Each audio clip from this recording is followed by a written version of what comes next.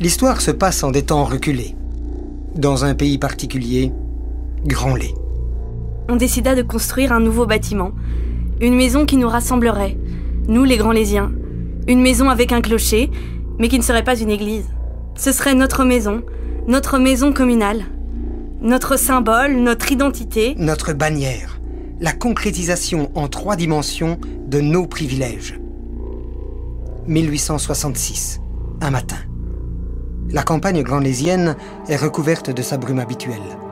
Tout le gratin politique s'agite sur la place. Les villageois se pressent également. Personne ne souhaiterait manquer, pour tout l'or du monde, la pose de la première brique du majestueux ouvrage. Le nouveau souverain, Léopold II, est absent. Qu'importe. Le roi, en ce jour, c'est le futur édifice. Sa tour carrée, son beffroi, sa flèche, sa façade de 21,50 mètres de long, sa profondeur de 20 pas, son double corps à 2 niveaux divisé par 7 travées de fenêtres, son architecture imposante, ses matériaux nobles et sa pierre bleue. Et surtout, son prix à payer.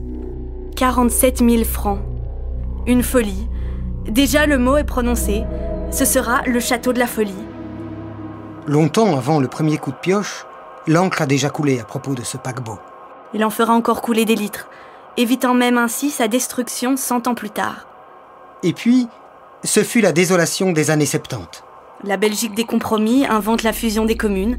Le service administratif et les archives qu'abritait le fier bâtiment déménagent vers Gembloux.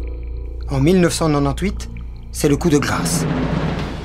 Le bureau de poste ferme définitivement ses portes. Pendant que le monde craint le bug de l'an 2000, le vrai combat des Grandlaysiens ne serait-il pas le sauvetage de son ancienne maison communale ? Ne faut-il pas rendre une nouvelle destinée à cet excellent ouvrage qui trône au milieu du village, à côté de l'église ? Il n'était pourtant pas acceptable qu'il sombre corps et âme. Il avait été tour à tour salle de mariage, cabinet du garde champêtre, logement de l'instituteur en chef, classe des garçons, bibliothèque, théâtre, remise des cantonniers, endroit privilégié pour la traditionnelle remise des prix à chaque fin d'année scolaire, service de protection civile, quartier général antinucléaire, salle de concert, lieu de répétition du cercle dramatique L'Union et des sociétés de musique locale, office de la régie des postes, guichet du percepteur, cuisine communautaire de l'école, garderie, bureau de chômage et rendez-vous du club des jeunes de notre localité. Tous y sont passés. Tout s'y est passé. Aujourd'hui, notre ex-maison communale court sur ses 150 printemps. Elle est reconnue comme une des plus vieilles et surtout des plus belles de la région. De loin et d'où qu'on vienne, elle est avec l'église le point de repère.